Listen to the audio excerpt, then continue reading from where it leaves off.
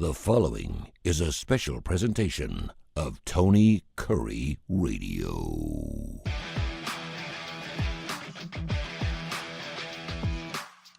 Welcome, everybody. It's time for another edition of Keefer and Kurre, and here we are. I'm looking right at him on my screen. I've been gone for a week, so I haven't seen those shiny eyes and the big smile, but glad to be with Tony as always. If you're new to the show, Keefer and Kurre, Tony and I just kind of kick around whatever's on our mind, and I had something today. Tony, usually I'm... Lovely. All disclosure, Tony, I got to give you credit. Tony usually comes up with the topic because I say, I don't care anything you want to talk about. Today, I told Tony I've got a subject I want to talk about, and let me give you a quick preface as to why.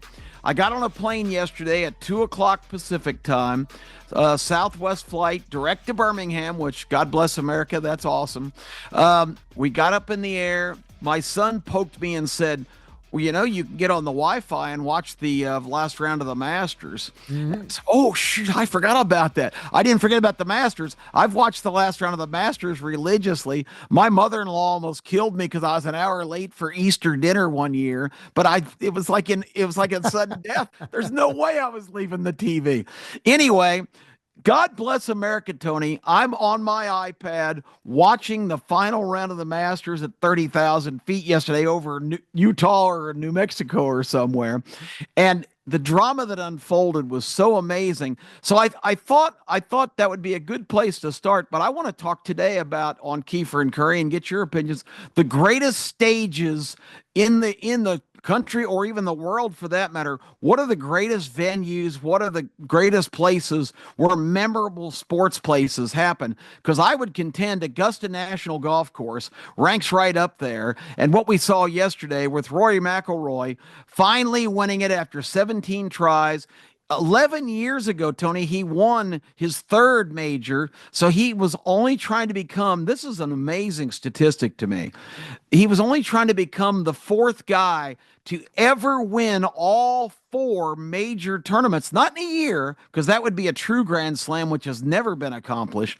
But he was trying to become the sixth, I should say, career Grand Slam winner. And you would think of all the great golfers there have been that there would be more than five that had won every one. Gene Sarazen, Ben Hogan, Gary Player, Jack Nicklaus, Tiger Woods, and now Rory McIlroy finally getting his Masters.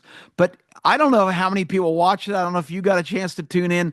The back nine yesterday at the Masters was the most unbelievable up and down ride because everybody was rooting for Rory McIlroy to get this. He's an Irish guy. It wasn't a patriotic or USA thing. He's just a really popular figure in golf and has done everything but win the Masters. He's won Ryder Cups. He's won a gold medal at the Olympics, but it eluded him his whole career in 17 previous tries. And for him to get it done yesterday in the fashion that he did, he would make a spectacular shot, take the lead, completely screw up the next hole. And that's the stage. You always hear the thing in sports. I'm going to let you talk a bit, I promise. You always hear the terminology. There's nothing like the back nine on Sunday at the Masters. Man, was that proved out yesterday. And it's the venue, Tony. It's the way it's laid out. It's the ultimate risk reward in sports. If you go for it, you could be a glorious hero, or you could just be humbled and driven to your knees because there's so many places you can just lose the whole deal. It was phenomenal drama. It was an unbelievable thing to watch. He finally wins it after blowing it on 18 and making a bogey, hitting it inexplicably from just 150 yards into the trap. He tries to get up and down. He misses a 4-footer to win it, but he does come back and win it in the first overtime, the first playoff hole. It was phenomenal. And Augusta delivers every single solitary year. He falls to his knees and he just let the tears just fly out of his brain. It was so good to see because he's such an emotional guy. You know, I love Rory. And there was a TV commercial, I forget what it was, but they would say, "What's your story, Rory?" And I was every time I go, "Rory, what's your story, Rory?" So I was waiting to see what's going to happen. Yeah, and Ober sit there, on number 16 with a chance to make a putt and actually take the lead, and then he blows up on 17. He's going like that Tony Curry golf from one side of the green to the other side, back and forth to get a seven. He ends up getting five over in his last two holes. Yeah, just it was amazing, and I've never seen the roar of the crowd. The roar of the crowd's always good when you see that final putt, but how about when they're changing the red numbers? You heard the crowds go crazy, particularly when he made his huge putt, probably at 17, 18 feet on, of course, number 18 to put him at 1100 to actually get the tie. He had to make that putt to even to go to overtime to have a chance on that particular thing. So, I mean, yeah, it was fantastic. I'm not a big golf fan on television. I like to play. I'll play a lot of tournaments. I very rarely play on my own ball because I'm not good enough to play on my own ball. I'd love to break 90 someday, but I certainly enjoy getting out and enjoying a full day of wonderful golf. To watch it on television, it's a great nap sport for me. And what I mean by that is it's very comforting. A nap thing is good. I watch the Discovery Channel when I fall asleep. It's something that I can kind of fall asleep. I don't get all riled up on it. But yesterday there was no napping during those last 4 or 5 holes. It was unbelievable. Oh. And again, the way Rory did it, you mentioned the fact that 17th time playing, those other golfers who, of course, got the Grand Slam, they all did it in 3 or less shots. In other words, they won their first 3 rounds, their first 3 Grand Slam events within those 3 years. Then, of course, they got their final one, the third. He got in his 11th, 11th shot after getting unbelievable the third of the 4. And so, I hate to say it because my dad was 82 when he died, and he could hit a ball 175 yards straight down the middle. Now, he couldn't hit it anywhere else. And he beat me every single time because he could always hit a straight ball at the stayed in 82. play. Yeah, I could hit it 350 yards, but it was going in a creek or going 600 yards the wrong direction or through somebody's kitchen window. Yeah, but I mean, even Rory at his age, you start to think to yourself, okay, hey, listen, we got to get this done. And he's always just been a nip and tuck. I thought for sure, when all he had to do when he makes the great putt on 17, when all he had to do was just par the final hole, I thought, okay, how difficult can this be? Because obviously he's Roy McIlroy, and of course, in his typical fashion, he could not make it easy on himself. He had to go to overtime and do the extra hole. Was just beautiful. It was fantastic, and I'm so happy for him. He's one of those guys that stood up for the PGA. Remember when the Live Golf Game thing came out? He was the one guy. He was the face of the PGA that came out and said, "No, we're not doing this. I don't like this. I don't want to play with these guys." About the only European to do it. Yeah, about the only guy to do that. And then, of course, made it look like a fool when the PGA behind his back actually made a deal with Live Golf. And he's like, "What just happened here, man?" He was so heartfelt because, from a moralistic, from an ethics standpoint, it was the right thing to do. So I will always remember that. But no, just a fantastic ending, and you could not have written a better script. I think it was. Was it Justin Rose? I think it was Justin Rose when I was sitting there looking at his numbers. He had 3 pars yesterday. Now, to show you how up and down that golf course is, you're like, wait a minute, they play 18 holes. He had 3 pars. That means 15 to the 8 holes. He either birdied, bogeyed, eagled, or double bogeyed. Yes. 3 holes. You're supposed to par. It's amazing. If you par, you're doing okay. You're supposed to have par. On a typical day, you play 18 holes, you go 18 pars, you play par golf. That's why you have the numbers. He only had 3 pars all day long. That's how crazy it was. And what really made it interesting, too, the course never looked better. The weather has never been better. The wind was perfect. It wasn't too stiff. It didn't blow behind. The greens were, I mean, everything was absolutely perfect. If you die and you go up to heaven and say, is there any place like Augusta up here in heaven? That's what you're playing on yesterday. That's how beautiful that golf course was. And I'm so glad that Rory won. I've been so privileged to go to 4 Masters. My friend Joe Lippum in Atlanta, his family's had tickets since the 1950s when his dad was smart enough to acquire them. And I've been invited 4 times. I was there in 1997 when Tiger Woods had a win for the ages. He blew the field away. If you remember the the notable thing about that was the night before, Fuzzy Zeller, who was probably the most popular golfer in the country at the time, made the terrible mistake just trying to be funny of just absolutely killing his career. Remember on his way out to the car, they're following me. He said, "Oh, do you think he was in second place? Is there any way you can catch Tiger?" He says, "Boy, the way that boy is playing, there's hardly any way I can think about catching up. So just tell him, we'll congratulate him, pet him back, and don't serve fried chicken at the champions dinner next year." And that slur, which wasn't even intended to be a slur, No. just reverberated. And poor Fuzzy Zeller went from being, America's most popular good old guy to just a pariah. So you got to be careful. But Tony, the thing is, and you made some really good points about it, just what the up and down scores, because that course, again, the back nine is so amazing. I could stand out there and wait all year to have a chance to be part of it, because if you set up shop at any place, you can try to follow around, but the crowds are so massive that you really can't get close if you do that. So the best strategy is to pick a spot and then try to rush ahead once they've passed you.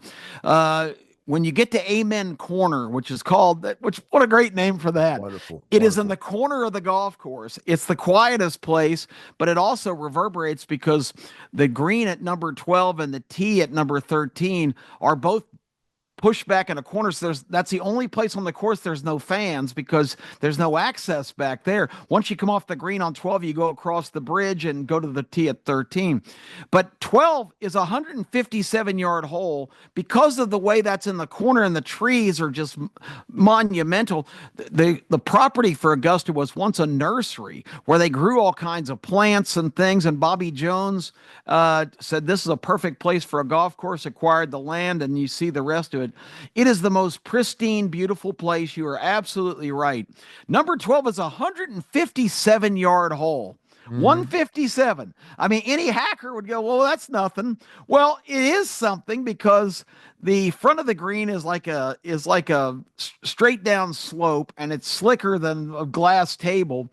So if you're short, it's going to roll right back down there and go in the water. There's a lake right in front. There's a gigantic bunker on each side. There's a huge bunker on the back.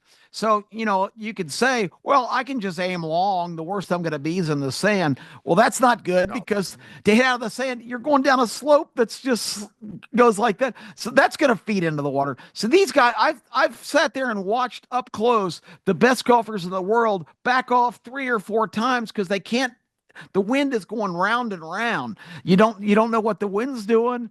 I mean, these guys, the whole terrifies these guys. So that's the first trap you've got to survive. Then you go to 13, which is a short par 5. If you blast it down there, you can easily get on the green in 2, but it's fraught with peril too. There's water, there's sand. And you saw McIlroy, who had a 4-shot lead when he went to 13 yesterday, try to play conservative. He just hit an easy 3-wood down the middle. Then he hit a 7-iron right to the base of the water. All he had to do was hit an 80-yard shot to the green, which these guys can do blindfolded. What does he do? The greatest golfer in the world. He shanks it. I mean, literally shanks it right into the lake. 80 yards, yeah. And he double bogeys the hole. Meanwhile, Justin Rose makes the putt up ahead at 16. So the 4-shot deficit is now 1 in the space of 5 minutes. I mean, things change there so fast. He made putts to take the lead. He missed putts to blow the lead. I mean, it was just unbelievable drama. That, to me, is one of the greatest stages for sports that there is. I can't watch a regular golf tournament because it's just played on a golf course. The Masters is played at Augusta National. It's a completely different event. No, it really is. And you've said so many things that are so poignant. It's amazing, too, because it's the only sport where you can actually get as close as you want to your hero. When you're sitting, when you're at a baseball game, you're at a football game, you can buy the best seats in the house. There's a good chance you won't be within 100 yards of anybody you want to see. You can get the best seats in the house. You can sit right behind the dugout. You can get close, and you're going to pay for it. But in this particular day, you can follow whoever you want, whenever you want, and you can get as close as you possibly want. If you allow yourself enough time, if you want to get really, really close to whoever it is, than you could possibly do. It's the only sport where you can do that. And that's amazing because you want to get as close as you possibly can. And when you can see the whites of a player's eyes, there's nothing like it. I had a friend of mine who took his son, his 11-year-old son, Thursday for the first time. He's got a friend of his. He's got tickets, and every fourth year the tickets come up. And like you said, it's a special thing. It's been in the family for like 30 or 40 years. There's a waiting list of like 100,000 people. It was his turn, and he gets the tickets on Thursday. Then he must give them to the next guy on Friday. He must give them to the next guy on Saturday. The next guy gets them on Sunday, so everyone gets a chance to go over the course of a period of time. And he said it's so amazing. He said, and he's he's not a horticulturist, but he does like to take care of his lawn. He's one of those guys. He's out there with the tweezers, and he'll burn his lawn up at the end of fall to make sure that it comes back all green. He does everything right. And he does it all by himself. He'll go out there and he'll cut his grass with the riding lawnmower. Then he does the walk mower. Then he does it with the blade mower. I mean, he does it all. And he's like, Tony, he said, it was just amazing how well kept that golf course is. I've seen so many golf courses, been to Shoal Creek, played Greystone many times, of course, when we had the Greystone and, of course, the Bruno's Memorial Classic and all those great golf tournaments we've had up there. He said, but it's so amazing because, you can't find as many things that are flowering during this time of the year in this part of the country. He said, I couldn't find one dead flower. It's unbelievable. He goes, I couldn't find one flower that had a little brown edge on it. And he said it was the most amazing thing. He said what most golf courses, and he's got a friend of his who works there and does the ground cruise, of all the golf courses he's seen, where most golf courses will spend an entire year preparing for one day, for one tournament. That's what they do after every round. So right after the last putt is made, as dusk comes on, those guys are out there from that point on till the next shot is made the following morning at 6:40, 6:45. They are out there snipping little pieces of wire and everything else and getting that golf course to make it look so it looks as beautiful. You would think with how many people walk that golf course. And listen, I mean, when you trample an area for a long period of time, they also do a really great job of keeping the trampling down to a minimum. And that's obviously, no one questions. You can question wherever you want, right? There hasn't been a golf course I haven't taken a leak on. Augusta's not going to be one I do it on. You know what I mean? Yeah. Every guy I've ever known has taken a leak on a golf course. You will never pee on I think Mother Nature herself would strike you dead, even if it was not a cloud in the sky. She would spit you out, and you don't even think about peeing on a golf course. And that's one place where everyone goes, sure, just go behind a tree, go pee. You don't know anyone that's ever going to pee at Augusta. But yeah, it's just amazing. And again, you and I have just been so blessed to talk and see some of the greatest sporting events in history, and that's one of those. I don't care if you never pick up a golf club in your life. It's just something to behold. And then to give us the kind of show that we had yesterday and to have a go at was just marvelous. It was wonderful. Well, I can tell you to back up what you just said to start this. I was out at Augusta, and it was actually in '97 when Tiger won. There were just people everywhere. So really the game was to try and predict a spot where you could get to see him, up close. So we went ahead like 3 holes to where he was and positioned ourselves about 300 yards from the tee. I think it was on number 8, which is a long uphill par 5. So Joe and I are standing there, and you can see it's Tiger in his glowing red shirt on the tee. He blasts the shot, but it's hooking a little bit. We're on the left side of the fairway. And we actually have to be aware because the ball lands on the edge of the fairway about 10 feet short of us and rolls up almost right to our feet. We're out there, it's not just us. We've got a cluster of probably 75 people around us, but the ball was literally there. So here comes his caddy and him, and they come right to the ball. We have to back up a bit, of course, but we're no more the guy who's on top of the world now, leading by 8 strokes in the Masters, young Tiger Woods, we're no more than 15 yards from him, and close enough where you're hearing the conversation with him and his caddy. You talk about up close and personal. Mm-hmm. He had branches ahead of him. He had to hit a shot, and he said, "Well, you can play it way out, to the other side, and that's safe if you want to put it up around that bunker." And Tiger says, and I quote, "F it. I'm just going to hit a low nuker." He called it a nuker. "I'm going to hit a low nuker right at it. We're going to get it on the green." And damn, Tony, to see that, I mean, to hear the sound of that ball whiz past your ear when he just took that kind of slashing swing at it, just like he said, he hit this low missile that went under the limbs and just trajected, bounced once and bounced all in the green. It was an unbelievable experience to be that close and see that. And you can get on the tee boxes a lot of times and watch these guys prepare. Another Masters, Tiger and Phil were dueling down the stretch, and they came to number 14 tee, and we had set up there for the day pretty much because you can run real quick. The other thing about Augusta that people, and I'm so privileged and so pleased that I got a chance to go. When you watch it on TV, you have such better perspective. It's not a very big piece of property. So all the holes crisscross and intersect themselves. You're never far. If you're sitting on the tee box at 14, you can see what's happening on 13 green. It's right to your right. Or you can run under the grandstand next door and see 16, the whole par three. I mean, it's all right there. I mean, that's a big reason a lot of people love to have that golf course at Greystone when they did the Bruno's Memorial Classic, because it's small enough you could play. And then of course, when at the Ross Bridge, it was so wide open that if you were going to watch one hole, that was the only hole. But you're absolutely right, Greystone, and that there's a lot of similarities there. Obviously, you're not playing Augusta when you play Greystone, but you can see multiple holes by one vantage point, which is a great point. Yeah, and the scoreboard thing you mentioned is so many people set up for the entire day, like on 18 or on Amen Corner, and they have the giant scoreboards, and they still have guys behind there putting up the numbers in the little squares. It's not electronic. They have electronic boards at various places, but they've got 4 or 5 of the gigantic white Masters scoreboards. They got the plate with the guy's name, and they don't tell you what he made on the hole, but they go hole by hole, like you said, 8 under, 9 under, 8 under, 7 under. They switch it every time. They switch it every number, even if the number doesn't change. So they got radios, and they get the report and they put it up. And when somebody makes an eagle and all of a sudden jumps 2 strokes, the place goes crazy. I mean, it's just like it's a completely different sporting event than anything I've ever been able to attend. I want to show you something here real quick here. I can handle this thing. So I don't have a lot of golf stories to tell, but as you can see, that is a Look at that. That is a beautiful trophy there. And that is it's the best trophy. It weighs about 50 pounds. Weighs about Tony 50 Curry, pounds. U.S. Open champion. Oh, way to go, Tony. I got that trophy.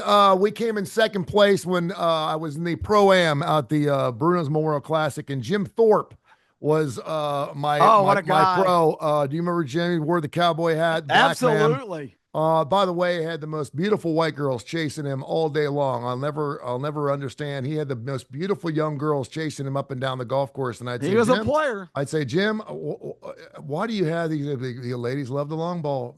Tone, they love the long ball. He was one of the coolest guys. Of course, about a year later, he ended up going to prison for tax evasion. Yeah, but he was. But I'll tell you a quick story, because whenever I hear these wonderful stories about golf.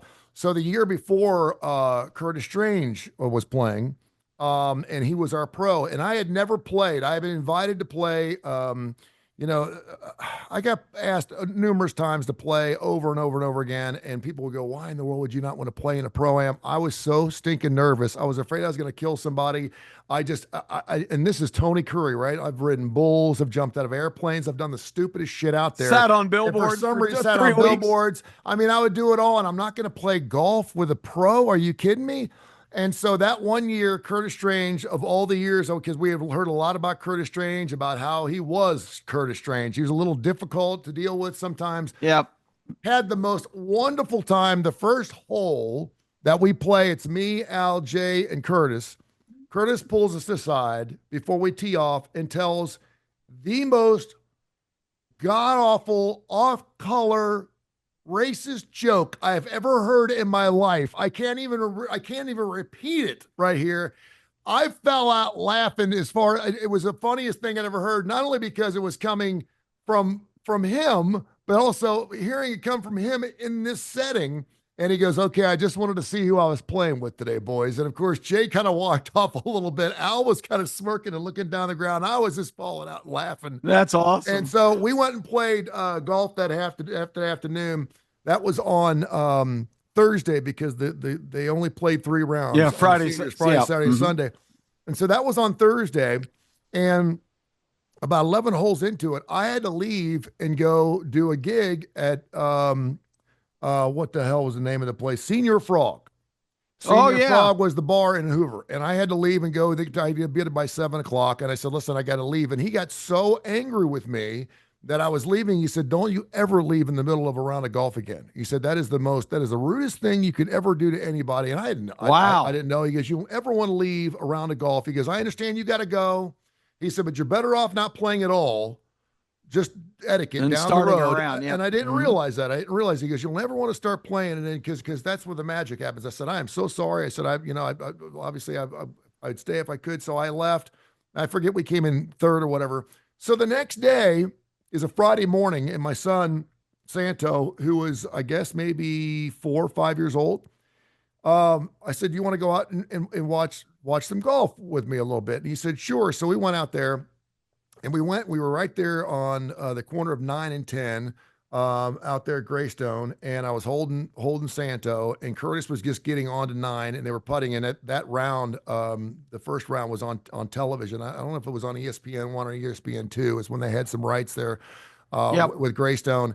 And Curtis saw me from across the green and made a beeline all the way across the green to me, and shook my little man's hand and said, "How you doing, buddy?" and talked to him. And one of the lifters was like, "Curtis, we got to go, man. We're it's a round of golf. This ain't the pro-am anymore, bro. We're playing golf here. We're on a timetable." He goes, "I'll be there in a Yep. minute. I'll be there in a minute." And of course, TV caught that. And I just thought that was the coolest thing. And for people to sit there and say Wow. Curtis Strange was kind of a rude individual, after I left him on hole number 11, and then he went all the way across and was nice enough to say hello to me and my son. I'll just never forget that moment. And then, of course, to win that trophy, second place for Jim Thorpe, was pretty amazing. So I've got a lot of. I haven't been to Augusta yet. I want to go. I'm not going to say, because I have a lot of bucket list I want to do, and I still have 30 years to get it done. I wouldn't say it's a bucket list thing, but it's knocking on the door, my friend. It's right there. Yep. Well, you will be so thankful, because I'm telling you, even watch it on TV after that, you just have such knowledge of where everything is and what it all really means. I mean, what they convey on TV is fabulous, but it's one of the great privileges of my life to be invited to go 4 different times, and The amazing thing too, and I'll say this, I didn't mean to cut you off. The thing that's amazing too about that golf course is it's a private golf course, oh and yeah, very private. they do things their way. Yep. They They don't always have. they don't answer to anybody, and that includes women, blacks. It doesn't matter. That when they're ready, they're ready. And I know they caught a lot of flack on who they would allow to play and how long they'd Yep. be allowed to play and who's allowed to be on the golf course and who's allowed to even be around. And I know they had people, having rallies against them and everything else a few years back. They have always stood by. And listen, you may not like it, but I have a lot of respect for someone who stands by their principles, that will not bow or bend to anything if you truly believe that that's the right way to Yeah. do it. And that goes for religions or anything else. As long as you're not hurting somebody, if you believe that's the way it is and you really believe that. And I mean, that's one place and because of that, I think a lot of people have a sincere respect for that golf course, and that's why they will answer to no one. And that's why it's so Yeah. special to be there. And in this day and age, to not be able to bring your phone out there, no pictures during the Love it. tournament. Love it. I mean, they are hardcore, and No phone. uh, No phone and out there. No phone. and people that earn you can only be accepted for membership with a referral from another member, and then there's a really rigid process to determine. One of the most satisfying things I saw the last time I was there, it was just about a year after they had welcomed her. Condoleezza Rice, the former Secretary of State of the United States, a remarkable woman from Birmingham, by the way, raised by a couple of teachers who rose to this amazing career. She's a concert pianist, a scratch golfer, by the way. She was on the first CFP, right, or the BCS when she won. Yeah, she was on the first committee. Yeah. To see her we just happened to kind of cross paths with her right when we arrived, because the big clubhouse store is right by the clubhouse. You can only buy Masters merchandise at the Masters. You can't get it online. And how much is this pimento cheese sandwiches? How much are those? $1.50. Pimento cheese or egg salad. Now, if you're hankering a ham and cheese, that's going to cost you $2. But the concession prices have never changed. A Isn't it cold great? beer is like $3.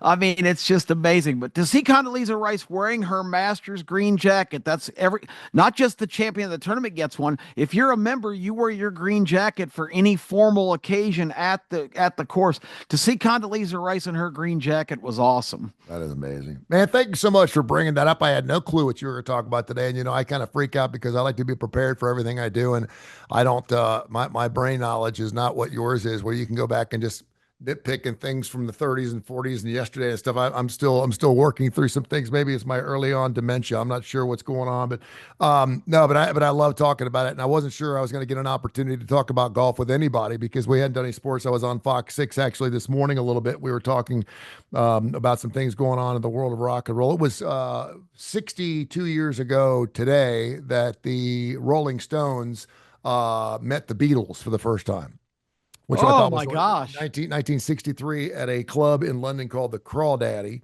Oh boy. And the Beatles walked in while the Rolling Stones were doing a set in 1963, and all the Beatles had long leather black jackets on. And Mick said to himself, I want one of those jackets. I'm going to learn how to write better music.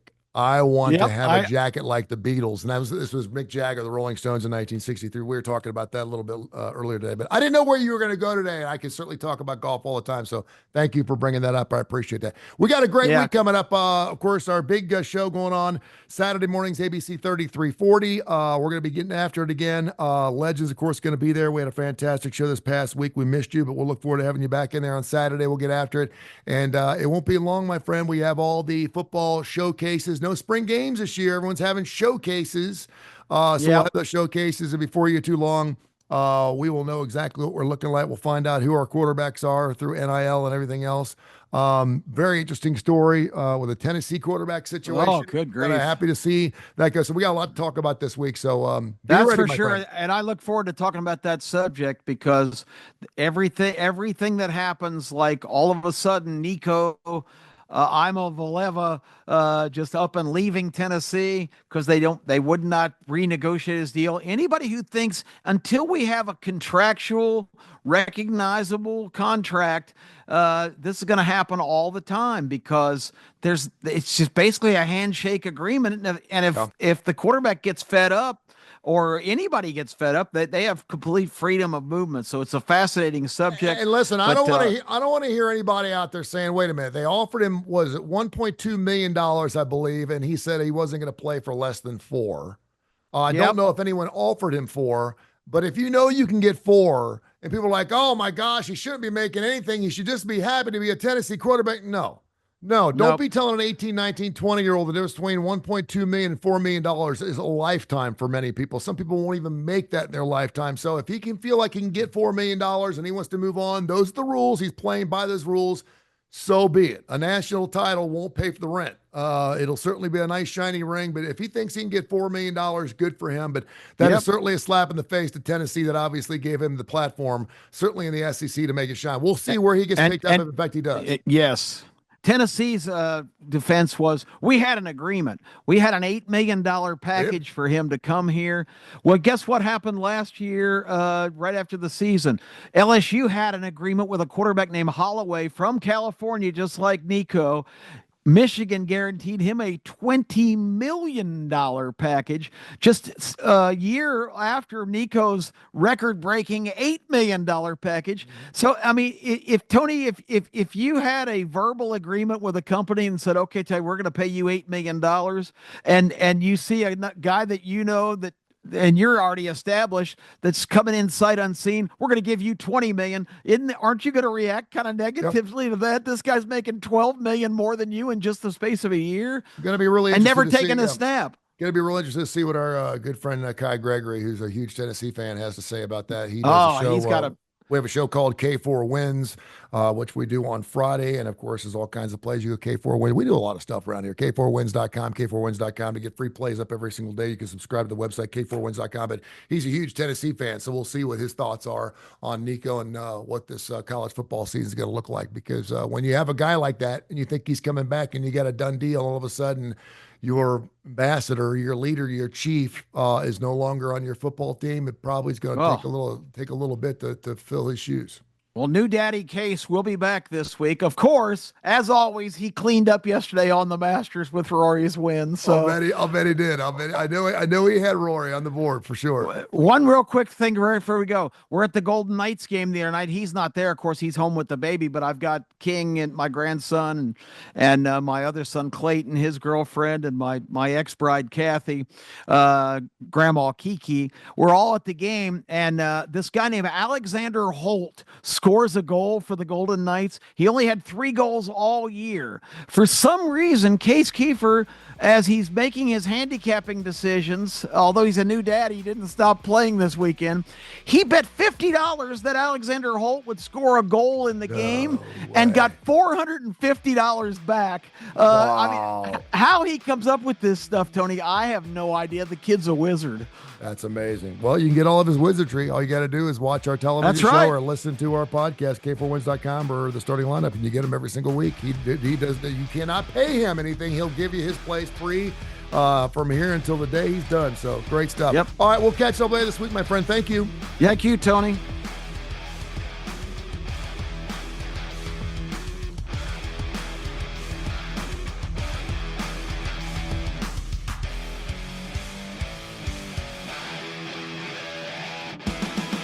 This has been a special presentation of Tony Curry Radio.